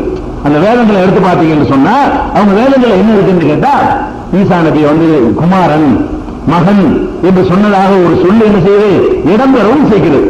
அந்த சொல்லை ஆதாரமாக வைத்துக் கொண்டு கர்த்தரே இயேசுநாதரை குமாரன் சொல்லித்தானே இருக்கிறாரு, அப்படி வேதத்தில் காணப்படத்தானே செய்யுது. அதனால நாங்க மகன் சொன்னா என்ன தப்பு அப்படிங்கிறது முதலாவது அவங்க எடுத்து வைக்குவாங்க. அப்படி எடுத்து வைப்பாங்கன்னு சொன்னா அதுல நம்ம அதே பைபிளை நீங்க எடுத்து பாத்தீங்கன்னா, யாக்கூப் நபி இருக்கிறாங்கல்ல, யாக்கூப் நபி யூசுப் நபியுடைய தகப்பனார், அந்த யாக்கூப் நபியை இஸ்ரவேல்னு சொல்லுவாங்க. இஸ்ரவேல்னு சொல்லுவாங்க. இஸ்ரவேல்ங்கிறது அவருக்கு ஒரு பேரு. என்னுடைய மகன் என்ற அந்த வார்த்தையை அதே பைபிள்ல யாருக்கு பயன்படுத்தி இருக்கிறாங்க கேட்டா, இஸ்ரவேலுக்கு பயன்படுத்தி இருக்கிறாங்க. எப்படி பயன்படுத்தி இருக்கு கேட்டா, இஸ்ரவேல் என் குமாரன், என் சேஷ்ட புத்திரன் என்று கர்த்தர் சொன்னார்.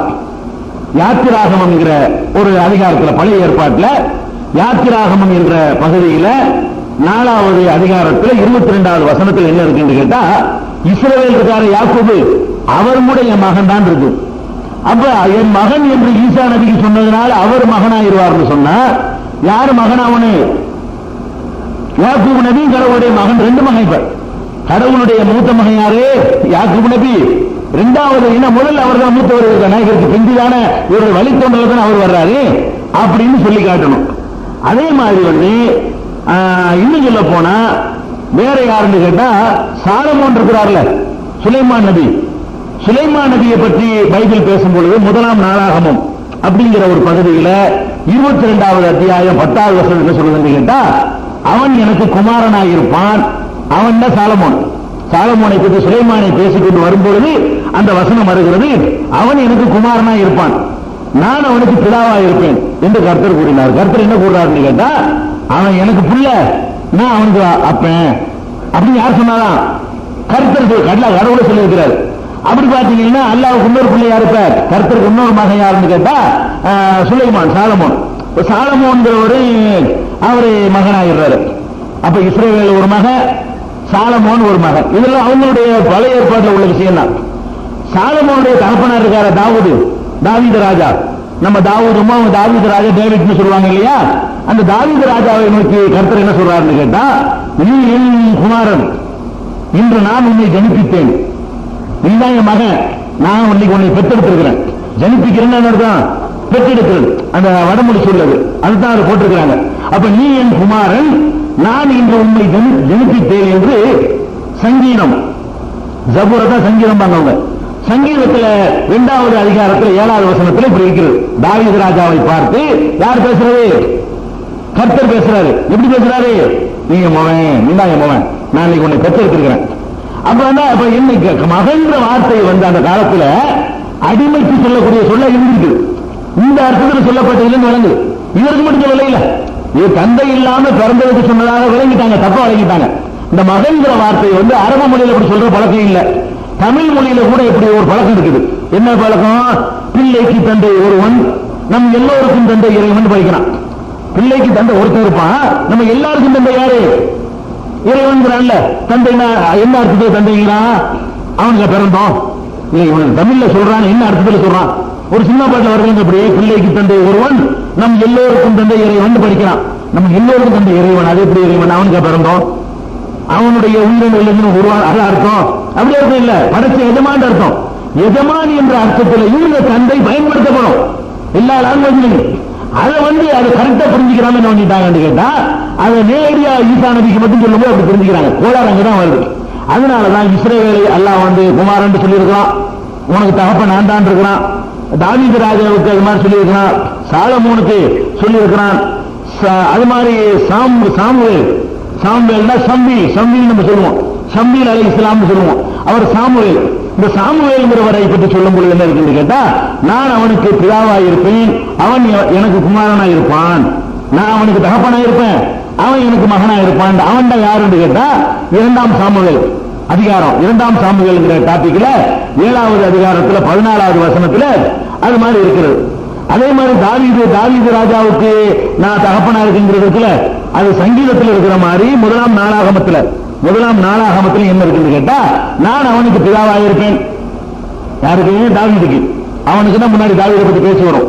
தாவூது நபிக்கு நான் அவனுக்கு பிதாவாக இருக்கிறேன், அவன் எனக்கு குமாரனா இருப்பான் அப்படின்னு அதுலயும் சொல்லப்படுகிறது. இதுல என்ன இவ்வளவு பேர் கடவுளுக்கு பிள்ளையாச்சு. தாவீது, சாமுவேலு, யாக்கோபு, இஸ்ரவேலு, சாலமோனு, ஈசா நபி. இவ்வளவு தெரியுங்களா? இல்ல, நம்ம எல்லாருமே அல்லாஹ்வுக்கு பிள்ளைங்க இருக்குது. எப்படி இருக்கு? நான் சொன்னல, நம்ம எல்லோருக்கும் தந்தை இறைவன் அந்த கருத்துப்படம் இருக்கிறது. நீங்கள் மக்களே, நீங்கள் உங்கள் தேவனாகிய கர்த்தரின் பிள்ளைகள், நீங்கள் உங்கள் தேவனாகிய கர்த்தரின் பிள்ளைகள். தேவன்கிற கருத்தை தான் அந்த தந்தைங்கிற வார்த்தைக்கு சொல்லப்படுது. நீங்க எல்லாரும் யாரு? எல்லாம் ஈசா நபி எப்படி அல்லாஹ்வுக்கு பிள்ளையோ அதே மாதிரி தான் நீங்க எல்லாரும் அல்லாஹ்வுக்கு பிள்ளை என்ற ஒரு கருத்து உபாகமம் என்ற அதிகாரத்தில் 14வது அதிகாரத்தில் 1வது வசனத்தில் இடம்பெற்றிருக்கிறத பார்க்கிறோம். இப்ப இதுல என்ன விஷயம் கேட்டா, கடவுள் ஈசா நபிய குமாரன் சொன்ன அந்த வாசகத்தை வைத்துக் கொண்டுதான் அந்த வேதத்தில் சொல்லப்பட்டிருக்கு. வேதத்தை அவங்க நம்புவாங்க இல்லையா? வேதத்தில் சொல்லப்பட்டிருக்கிறத வைத்துக் கொண்டு அவங்க இயேசுநாதர மகன் சொல்வார்களே, ஆனால் அதை அவங்க ஆய்வு பண்ணணும். அவங்க வேதத்தில் என்ன செய்யணும், உண்மைகளை கண்டுபிடிக்கலாம். ஆய்வு பண்ணி பார்த்தார்களே, ஆனால் இந்த சொல்லு அந்த தந்தைங்கிற அர்த்தத்தில் யூஸ் பண்ணப்படவே இல்லை. கடவுள் எஜமான் என்ற அர்த்தத்தில் தான் யூஸ் பண்ணப்படுது. அதனாலதான் எல்லாருக்கும் சொல்லப்படும். தந்தையோட பிறக்கிறாங்களே, தந்தையின் மூலம் பிறக்கிறாங்களே, அவங்களுக்கெல்லாம் சொல்லப்பட்டிருக்கிற காட்சியை பார்க்கிறோம். அதே மாதிரி சங்கீதம் 68:5 எடுத்து பார்த்தீங்கன்னு சொன்னா, தம்முடைய பரிசுத்த வாசஸ்தலத்தில் இருக்கிற தேவன் திக்கற்ற பிள்ளைகளுக்கு தகப்பனும் விதவைகளுக்கு நியாயம் விசாரிக்கிறவரமா இருக்கிறார். கர்த்தர் யாருன்னு கேட்டா, யாரெல்லாம் திக்கற்று போய் இருக்கிறாங்களோ எல்லாத்துக்கும் தகப்பன் அவர் தான். யாரு திக்கற்றவர்கள் அனாதை இருக்கிறாங்களோ, அனாத பிள்ளைகளுக்கு தகப்பன் யாருன்னு கேட்டா யாரு? கர்த்தர். அப்ப அனாத பிள்ளைகளுக்கு மூணு அல்லாவுடைய மகனாயிருவாங்களா? வணங்க முடியுமா? அதுக்காக வேண்டி அனாத பிள்ளைகள் நீ அனாதையா வாங்க உங்களுக்கு தேடிட்டு இருக்கிறேன் அல்லாவுடைய பிள்ளை கூட முடியுமா? அதுக்கு என்ன அர்த்தம்? தகப்பன் நிலையிலிருந்து நான் உன்னை கவனிப்பேன் இருக்கும். நீ அனாதைன்னு கவலைப்படாதப்பா, அனாதைக்கு தகப்பன் தானே இல்ல, அந்த இடத்துல நான் உனக்கு சோறு போடுறேன், நான் உனக்கு உதவியா இருக்கிறேன், இந்த மீனிங் தான் அதை கொடுக்கணுமே தவிர அந்த கடவுள் அம்சமே அவருக்கு வந்துருச்சுன்னு கொடுக்கணுமா? இப்படி புரிந்து கொள்ள வேண்டிய விஷயத்தை அவங்க தப்பா புரிஞ்சுக்கிறாங்க. அதே மாதிரி மற்ற இதெல்லாம் பழைய ஏற்பாடுகள், புதிய ஏற்பாட்டில் இந்த கருத்து இருக்கிறது. இப்ப சொன்னதெல்லாம் பழைய ஏற்பாட்டில் உள்ள விஷயம். புதிய ஏற்பாட்டில் மற்ற எடுத்து பார்த்தீங்கன்னா 6வது அதிகாரத்தில் 14-15 வசனத்தில் சொல்லப்பட்டிருக்கிறது, மனுஷனுடைய தப்பிதங்களை நீங்கள் மன்னித்தால், மனுஷனுடைய தப்புகளை நீங்கள் மன்னித்தால் உங்கள் பரமபிதா உங்களுக்கு மன்னிப்பார். இயேசுநாதர் மக்கள்கிட்ட சொல்றாரு. எப்படி சொல்றாருன்னு கேட்டா, மனிதர்கள் செய்யற தப்பை நீங்க மன்னிச்சீங்கன்னா உங்க தகப்பனார் இருக்காரு, அவர் உங்களை மன்னிப்பாரு. உங்க தகப்பனார் யாரு? அல்ல, கடவுளை சொல்றாரு. உங்களுக்கு தகப்பன் இருக்காரு பரமபிதா, உங்கள் பரமபிதா உங்களை பிதாட்ட தகப்பன் தானே, உங்களுடைய பிதா உங்களை என்ன செய்வாரு? மன்னிப்பாரு. பிதாண்ட என்ன அர்த்தம்? அப்ப இயேசுநாதர் தானே எல்லாருக்கும் பிதாட்டு போயிட்டாரு. எனக்கு மட்டும் ஒரு பிதா இல்லப்பா, உனக்கும் பிதாட்டாரு. உங்க எல்லாருக்கும் அவர் தான் பிதா. நீங்கள் மனிதர்களோட தப்ப மன்னிச்சீங்கன்னு சொன்னா என்ன உங்களுக்கு பிதா இருக்கிறார, இந்த பிதா உங்களை மன்னிப்பாருங்கிறார். இந்த பிதாவுக்கு ரப்புன்னு அர்த்தம், எஜமான் அர்த்தம், நம்மளை படைச்சி காக்கிறவன் அர்த்தம். அந்த சொல்ல தப்பா புரிஞ்சுக்கிட்டனால வர்ற வினை என்று பார்க்கிறோம். அதே மாதிரி மத்தேயுவிலே 5வது அதிகாரத்தில் 9வது வசனத்தில் இருக்கு கேட்டா, சமாதானம் பண்ணுகிறவர்கள் பாக்கியவான்கள், அவர்கள் தேவனுடைய புத்திரர்கள் எனப்படுவார்கள். சமாதானம் செய்கிறார்கள் பாக்கியசாலிகள், அவங்க தேவனுக்கு பிள்ளைங்க. தேவனா கடவுள், கர்த்தர் அல்லாஹ், அவங்க தேவனுடைய புத்திரர்கள் எனப்படுவார்கள் அப்படின்னு சொல்லி மத்தேயுல இப்படி இருக்கிறது. அதே மத்தேயுல 5:45 என்ன இருக்குன்னு கேட்டா, இப்படி செய்வதனால் நீங்கள் பரலோகத்தில் இருக்கிற உங்கள் பிதாவுக்கு புத்திரராக இருப்பீர்கள். சில அறிவுரைகள்லாம் சொல்லிட்டு அவர் சொல்றாரு, இப்படிலாம் நீங்க நடந்துக்கிட்டீங்க என்று சொன்னா, பரலோகத்தில் இருக்கிறார், அரசியல் இருக்கிறாரு இறைவன், இந்த பிதா, அவருக்கு நீங்க சரியான பிள்ளைகளா இருப்பீங்க. நீங்கள் ஒழுங்கா நடந்து கொண்டீர்களேயானால் பரலோகத்தில் இருக்கிற உங்கள் பிதாவுக்கு நீங்கள் புத்திரராக இருப்பீர்கள் அப்படின்னு சொல்லப்படுது. அப்ப இது அதே மத்திய 7வது அதிகாரம் 11வது வசனத்தில் இருக்குன்னா, பரலோகத்தில் இருக்கிற உங்கள் பரமபிதா, பரலோகத்துல மறுமையில் அங்க இருக்கிற அரசுல அங்கு பரமபிதா தம்மிடத்தில் வேண்டிக் கொண்டவர்களுக்கு நன்மையானவர்களை கொடுப்பது அதிக நிச்சயம் அல்லவா? பரலோகத்தில் இருக்கிற யாரா? நமக்கெல்லாம் பிதாவா, நம்ம எல்லாருக்கும் தகப்பனா அப்படின்னு யோசனை சொன்னாராம். அப்படின்னு மற்றவர்கள் இருக்கு, புதிய ஏற்பாட்டில் நமக்கு சொல்லப்பட்டிருக்கிறது. அப்ப இந்த பிதாண்ட என்ன அர்த்தம் நமக்கு விளங்குது. பிதா சுதந்திரம் நம்ம விளங்கிக்கிட்டு இருக்கிற அந்த அர்த்தத்தில் சொல்லப்படல. பொதுவா எஜமானை சொல்வதற்கு தகப்பன்கிறது தகப்பனையும் குறிக்கும், எஜமானையும் குறிக்கும். அந்த 2 அர்த்தத்தில் ஒரு சொல்ல ஒரு அர்த்தத்துக்குரியதாக ஆக்கிவிடாதீர்கள். இன்னும் சொல்ல போனா 23:9 தாப்பான வசனம் மத்தேயுல 23:9 என்ன இருக்குன்னு கேட்டா, பூமியில் இருக்கிற ஒருவரையும் உங்கள் பிதா என்று சொல்லாதீர்கள். இப்பதான் பிதாவுக்கு அர்த்தம் வருகிறது. பூமியில் உள்ள ஒருவரையும் உங்கள் பிதா என்று சொல்லாதீர்கள். பரலோகத்தில் இருக்கிற ஒருவரே உங்களுக்கு பிதாவாக இருக்கிறார். உங்க தகப்பனார் யாருன்னா உங்க தகப்பனார் சொல்லக்கூடாதான். உங்க பிதா யாருன்னு சொன்னா பூமியில் இருக்கிற ஒருவரை என்ன செய்யக்கூடாது, நீங்க பிதா உங்க தகப்பனார் யாரு அவன்தான் அப்படி சொல்லணும். அப்ப இந்த பிதாவுக்கு என்ன அர்த்தம்? உங்க தகப்பனார் சொல்லுவோம். இந்த பிதாவுக்கு என்ன அர்த்தம் விளங்குது? பிதா என்பது இறைவன் அர்த்தம். இந்த இடத்துல பூமியில் இருக்கிற ஒருவரை இந்த பிதா என்ற இடத்துல இறைவன் போட்டு பாருங்க. பூமியில் இருக்கிற ஒருவரை உங்கள் இறைவன் என்று சொல்லாதீர்கள், பரலோகத்தில் இருக்கிற ஒருவரை உங்களுக்கு இறைவனாக இருக்கிறார். கரெக்டா மேட்சாவுதா? இந்த பிதா என்று சொன்ன அந்த இடத்துல இறைவன் என்று சொல்ல போட்டு முடிச்சு பாருங்களேன். பூமியில் இருக்கிற ஒருவரையும் உங்கள் பிதா என்று சொல்லாதீர்கள், பூமியில் இருக்கிற ஒருவரையும் உங்கள் இறைவன் என்று சொல்லாதீர்கள். கரெக்டா மேட்சாவுது. பூமியில் இருக்கிற பரலோகத்தில் இருக்கிற ஒருவரே உங்களுக்கு பிதாவாக இருக்கிறார், பரலோகத்தில் இருக்கிற ஒருவரே உங்களுக்கு இறைவனாக இருக்கிறார். அந்த பிதாவுக்கு என்ன அர்த்தம் வழங்குது? இறைவன் போட்டாதான் சரியாவது. பிதாவுக்கு பிதா நீங்கன்னா அப்பன் பேரை சொல்லக்கூடாது ஆயிரும், அம்மா பேர் இன்சியல் போடுற மாதிரி ஆயிரும். அம்மா பேர் ஒண்ணு முத்திரை போட்டுருக்காங்க இல்லையா, அதுல சேர்ந்துக்கிறப்போ அதுல ஒண்ணு ஆயிடுது. அதே மாதிரி இது மத்தேயு, இவர் ஒரு சுவிசேஷக்காரர். மத்தேயு மாதிரி தான் யோவான், அவர் 4 சுவிசேஷம். புதிய ஏற்பாட்டில் 4 சுவிசேஷம் இருக்கு பாருங்களேன். மத்தேயு, மார்க்கு, லூக்கா, யோவான், இவங்க 4 சுவிசேஷங்கள் எழுதியிருக்கிறார்கள். அந்த 4ல மத்தேயு எப்படி சொல்றாருன்னு கேட்டா, யோவான் என்ன பண்றாருன்னு கேட்டா, அவருடைய நாமத்தின் மேல் விசுவாசம் உள்ளவர்களாய் அவரை ஏற்றுக்கொண்டவர்கள் எத்தனை பேர்களோ அத்தனை பேர்களும் தேவனுடைய பிள்ளைகளாகும்படி அவர்களுக்கு அதிகாரம் கொடுத்தார். இயேசுநாதரே தன்னுடைய சீடர்கள்ட்ட சொல்றாரு. என்ன சொல்றாருன்னு கேட்டா, அவருடைய நாமத்தின் மேல் விசுவாசம் உள்ளவர்களாய் இயேசுவை நம்பி அவரை ஏற்றுக்கொண்டவர்கள் எத்தனை பேர்களோ அத்தனை பேர்களும் தேவனுடைய பிள்ளைகள். இயேசுநாதரை ஏற்றுக்கிட்டீங்கன்னா நீங்க எல்லாரும் யாராயிருவீங்க? எல்லாரும் கடவுளுக்கு பிள்ளையாயிருவீங்க. அப்ப இயேசுநாதரை ஏற்றுக்கிட்டு எல்லாரும் பிள்ளைன்னு நம்மளுக்குள்ள அவர் பிள்ளையாகிறோம். அவர் அல்லாவுக்கு பிள்ளை, அவர் ஏற்றுக்கிட்ட நம்மளும் அல்லாவுடைய பிள்ளை. 2 பேரும் அல்லாவுடைய பிள்ளைன்னா ஒருத்தருக்கு வணங்குறது. நானும் அல்லாவுடைய பிள்ளை, நீங்களும் அல்லாவுடைய பிள்ளை. ஒரு தகப்பனுக்கு பிறந்த 2 பேரு அண்ணன் தம்பி வணங்கலாமா? தம்பி அண்ணன், அண்ணன் ஒரு மூத்தவர், நமக்கு மூத்தவர், அவ்வளவுதான். இயேசுநாதர் நமக்கு அண்ணன், நம்ம தம்பியை தவிர வேற என்ன அதில் சொல்ல முடியும்? வேற ஒண்ணு அதில் சொல்றது ஒண்ணும் கிடையாது.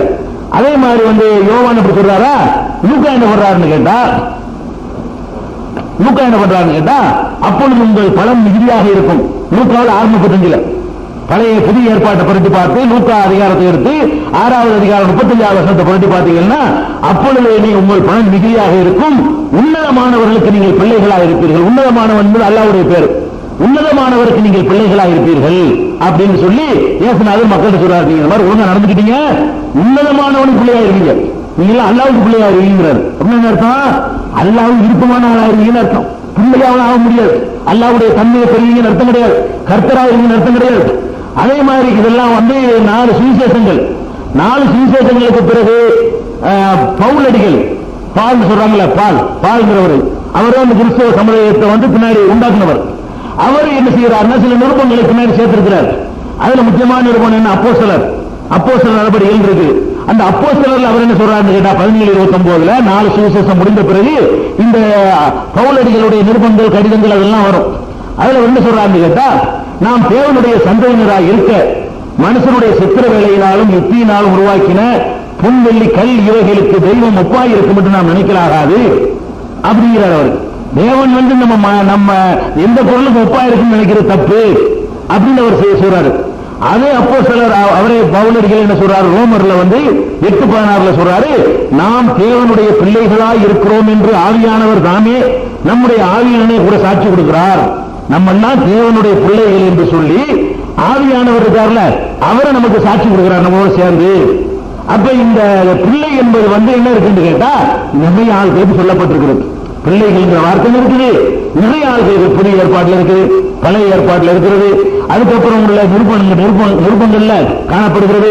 இவர்களை எல்லாம் வைத்து நம்ம என்ன வழங்குறோம் கேட்டா, அப்ப பிதா என்ற சொல் இயேசுநாதருக்கு மட்டும் பயன்படுத்தப்படவில்லை. ஃபர்ஸ்ட் விஷயம்.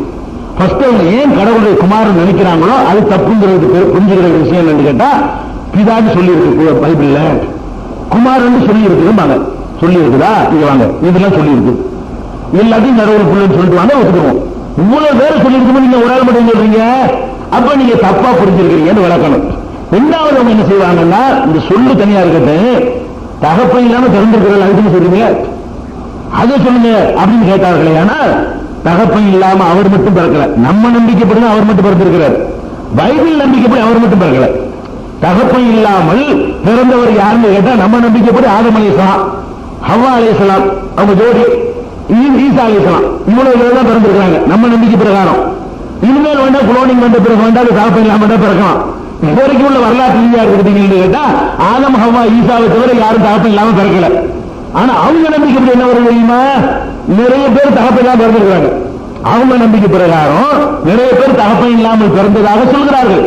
அப்ப அவங்களை எடுத்துக்காட்டி தகப்பன் இல்லாம பிறந்தாருன்னு சொல்றீங்க, அப்ப இவரையும் சொல்ல மாட்டேங்க அவரையும் சொல்ல மாட்டேங்கிறீங்கன்னு கேட்கணும். அதெல்லாம் என்ன என்பதை செய்வோம் அடுத்த வாரத்துடைய தொடர்ல பார்த்துக்கணும். சரியா? அதுக்கு அடுத்து முக்கியமான ஒரு விஷயம் இருக்கிறது. என்ன முக்கியமான விஷயம் கேட்டா, இப்ப கோடை கொடுத்துக்கிறது இந்த ஒரு நூற்றாண்டுக்கு பிறகு இந்த 2-3 நாட்களாகத்தான் போன நூற்றாண்டுல இருந்த ஒரு வெப்பத்தை நம்ம சென்னை அடைந்திருக்கிறாங்க. 113 ஃபாரன்ஹீட்டுக்கு போயிருக்கு. வழங்குதா? ஏறக்குறைய 47 செல்சியஸ் டிகிரி வெப்பம். அப்ப 45-47 டிகிரியில போனுச்சுன்னு சொன்னா பெரிய கொடுமை. கீழே உள்ள தண்ணி நிலத்தடியெல்லாம் காணா போயிடும். நிலத்தடி நீரும் அப்புறமே நீங்க 1000 அடி 2000 அடி போய்கிட்டு கொஞ்சம் கடல் தண்ணியும் நேர வருமே தவிர ஒண்ணுமில்லாம போயிடும். போற போக்கு ரொம்ப பயங்கரமா இருக்குது. இவ்வளவு நடந்த பிறகும் கூட இறைவனிடத்தில் முறையிட வேண்டும் என்ற ஒரு எண்ணம் நமக்கு வரவில்லை. இன்னைக்கு பார்த்தோம்னா அரக்கோணம் இன்னைக்கு எங்கேயோ போயிட்டு இருக்குது. அரக்கோணத்தில் வெப்பத்தை நீங்க போடுறான், அதெல்லாம் மெட்ராஸ்ல இருந்து செத்து போயிடும், மண்டை அடிச்சு போயிடும். ஆந்திராவுல வெப்பத்துக்கு 785 பேர் இன்னைக்கு வரைக்கும் போய் ஆந்திராவில் அடிக்கிற வெயிலுடைய கொடூரம் எவ்வளவு இருக்குன்னு கேட்டா 785 பேர் மழைக்கு தான் பலியாயிருக்காங்க. அதெல்லாம் நம்ம கேள்விப்பட்டிருக்கோம். வெயிலுக்கு பலியாவதெல்லாம் கேள்விட்டு கிளடு கட்ட மண்டையை போட்டோம்.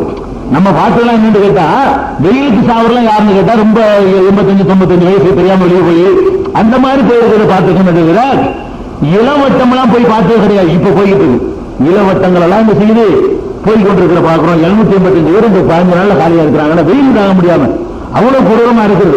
அக்னி நட்சத்திரம் அந்த நட்சத்திரங்கிறாங்க, அதெல்லாம் அல்ல வேற கணக்கு காட்டுறோம். என்னடா அக்னிக்கு பிறகுதான் 110 இருந்திருக்கு.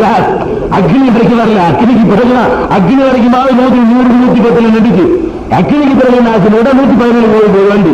அப்ப நீங்க அக்னிக்கெல்லாம் அவன் என்ன பாடம் கட்டிக்கிறான், அல்லாவுடைய சோதனையா தான் வெற்றி இருக்கு. என்ன பொதுவா இயற்கையா என்ன சொல்லுவாங்கன்னா, இந்த அக்னி நட்சத்திரம் கடந்துருச்சுன்னு சொன்னா நார்மல் ஆகிக்கிறோம், தென்மேற்கு பருவமழை ஆரம்பிச்சிடும். அந்த பருவமழைக்கு பிறகு வெப்பங்கள் குறைய ஆரம்பிச்சிடும். கேரளாவில் அங்க மழை பெய்ய ஆரம்பிச்சாலே நமக்கு இங்க 40 கோடி வந்துடும். இங்க மழை பெய்ய தேவை கிடையாது. அக்னி நட்சத்திரத்துக்கு பிறகு என்னவாயிரும், அந்த தென்மேற்கு பருவமழை ஆரம்பிச்சுன்னு வைங்களேன், அந்த மழையுடைய அந்த குளிர்ச்சி இங்கே அட்டாக் பண்ணும். அந்த அட்டாக் நமக்கு என்ன செய்யும், வெப்பங்கள் ஓரளவு அதையும் காணும், பருவமழையும் தாமதமாக ஆகலாம். இவன் என்ன கணக்கு போட்டாலும் படைச்ச ரப்புல் ஆலமீன் ஒரு செகண்ட் தானே, முறையிட வேண்டிய இடத்துல ஒழுங்கா முறையிட்டோம்னு சொன்னா இவன் அக்னி வேலை செய்யாது, பருவமழை ஒண்ணுமே தேவை கிடையாது. சென்னையிலே கொட்டுக்கிட்டு கொட்டும். அப்ப தமிழக அரசாங்கம் கூட நாங்க செயற்கை மழை பொழிய செய்ய போறோம். வரக்கூடிய காலத்தில் என்ன செய்வோம்,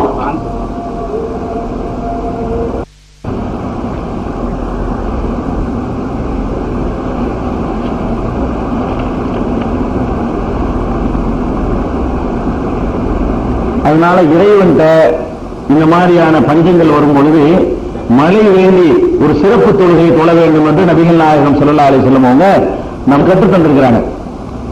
இந்த வருஷம் நம்ம எந்த காலத்திலையும் சந்திக்காத ஒரு கொடூரத்தை சந்திக்கிற காரணத்தினால அல்லாஹ்விடத்தில் பாவ மன்னிப்பு தேடி அந்த தொழுகையை நடத்தணும். சில பகுதிகளில் அங்கங்க நடத்தினா கூட நபிகள் நாயகம் ஸல்லல்லாஹு அலைஹி வஸல்லம் கற்றுத் தந்த முறையில் நடத்தல. மழை தொழுகை என்பது அதுக்கு ஒரு தனி முறைகள்லாம் இருக்கிறது. அது நம்ம அணிகிற ட்ரெஸ் வரைக்கும் மாற்றங்கள் செய்யணும் வழங்குதா. அந்த மாதிரி எல்லாம் செஞ்சு ஃபார்மாலிட்டிக்கு அழைச்சிட்டு போயிடுறாங்க. அதனால வரக்கூடிய ஞாயிற்றுக்கிழமை சரியாக 11 மணிக்கு இன்ஷா அல்லாஹ் மெரினா கடற்கரையில ஞாயிற்றுக்கிழமை 11 மணிக்கு மெரினா கடற்கரையில மலை தொழுகைக்கு அனைத்து தௌஹீத் ஜமாத் கூட்டமைப்பு சார்பாக ஏற்பாடு செஞ்சிருக்கிறோம். அதனுடைய மலை தொழுகை கொள்கிற முறை எப்படி என்பதை விளக்கி ஒரு பிரசுரம் ஒன்று தயாரித்து வியாழக்கிழமை இந்த அலுவலகத்தில் நீங்கள் வாங்கி கொண்டு வெள்ளிக்கிழமை எல்லா பள்ளியிலும் நீங்க ஜும்மாவில் கொடுக்கணும். மற்ற மக்களுக்கு தொழுகிற முறையை முதல்ல சொல்லி கொடுத்தா தான் தெரிஞ்சுக்கிட்டு வருவாங்க. மற்ற தொழுகை மாதிரி கிடையாது. மலை தொழுகையுடைய முறையே நம்ம மக்களுக்கு தெரியாது. ஏதோ சாதாரண மற்ற தொழுகை மாதிரி தொழுகிறாங்க, அது யூஸ் இல்லாமல் போயிடுது. நபிகள் நாயகம் ஸல்லல்லாஹு அலைஹி வஸல்லம் காட்டி தந்த முறையில அந்த தொழுகை நம்ம நடத்தணும்னு சொன்னா நிச்சயமா அல்லாஹ்வுடைய அருள் கிடைக்கும். ரசூல் ஸல்லல்லாஹு அலைஹி வஸல்லம் கேரண்டியில நம்ம முழு நம்பிக்கை வைக்கணும். எல்லாரும் நம்மள ஒரு நல்லவன் இருந்தா போதும். கூடக்கூடிய மக்கள்ல ஒரு இஸ்லாசோட தூய்மையான இன்னத்தோட ஒருவனுடைய பிரார்த்தனை வந்துருச்சுன்னு சொன்னா அல்லாஹ் கொட்ட வச்சிருவான். அது பெரிய விஷயம் கிடையாது. தொழுது கொண்டு இருக்கும் பொழுதே மழை வந்து விட்டால் கூட ஆச்சரியம் கிடையாது. அதனால அந்த வியாழக்கிழமை தௌஹீத் ஜமாத் ஆபீஸ்ல வச்சு கொடுத்துட்டு தயார் பண்ணி வச்சிருப்பாங்க. உங்களுக்கு தேவையான நோட்டீஸ்களை என்ன செய்யுங்க வாங்கி கொண்டு ஜும்மாவில் விநியோகிக்கிற மாதிரி வியாழக்கிழமை சாயந்தரம் வாங்கி கொண்டு தேவை உள்ளவர்கள் அந்தந்த பகுதியில் ஒரு ஜும்மாவில் விநியோகம் பண்ணணும். ஞாயிற்றுக்கிழமை தொழுகைக்கு வர்ற அந்த அழைப்பும் அதுல அடங்கியிருக்கும். அந்த நோட்டீஸை வாங்கிக்கிறங்க. ஒரு அறிவிப்பு.